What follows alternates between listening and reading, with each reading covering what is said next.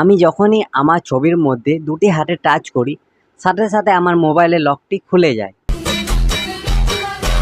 তার মানে হলো আমি আমার ছবির মধ্যে আগের থেকে পাসওয়ার্ড দিয়ে রেখেছিলাম। আর এরকম আপনিও আপনার মোবাইলের মধ্যে আপনার নিজের ছবির মধ্যে পাসওয়ার্ড দিয়ে রাখতে পারবেন। তো চলুন এটা আপনারা কিভাবে করবেন আমি বলে দিচ্ছি। তার আগে এই চ্যানেলে যদি নতুন হয়ে থাকেন তাহলে চ্যানেলটিকে অবশ্যই সাবস্ক্রাইব করে রাখবেন এবং পাশে বেল আইকনটি অন করে রাখবেন, যাতে আমি যখনই নতুন নতুন ভিডিও আপলোড করব আপনি সেই নতুন নতুন ভিডিওগুলি দেখতে পাবেন। তো প্রথমে প্লে স্টোরটি ওপেন করবো, এরপর এখানে সার্চ করে নেবো টাচ লক স্ক্রিন বলে, ঠিক আছে। এরপরে এই অ্যাপ্লিকেশনটি আমি ইনস্টল করে নেবো, ঠিক আছে।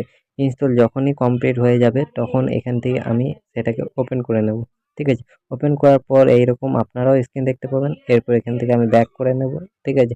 এরপর এখানে অ্যারোটির মধ্যে থেকে আমি ক্লিক করে করে আমি নেক্সট করব, ঠিক আছে। এবার লেট স্টারের মধ্যে ক্লিক করবো, পারমিশন হিসেবে এলাও করবো, এরপর এখান থেকে অন করে দেবো।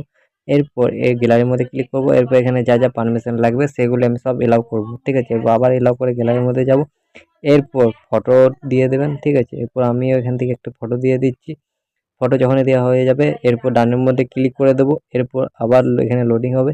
এরপর ফটোটির উপরে দেখুন ডানে অপশান, ডানের মধ্যে আবার ক্লিক করে দেবো। এখান থেকে আমি যেখানে যেখানে লক রাখবেন সেখানে হাত দিয়ে দিয়ে আপনারা লক রেখে রাখবেন এবং নেক্সটের মধ্যে ক্লিক করবেন।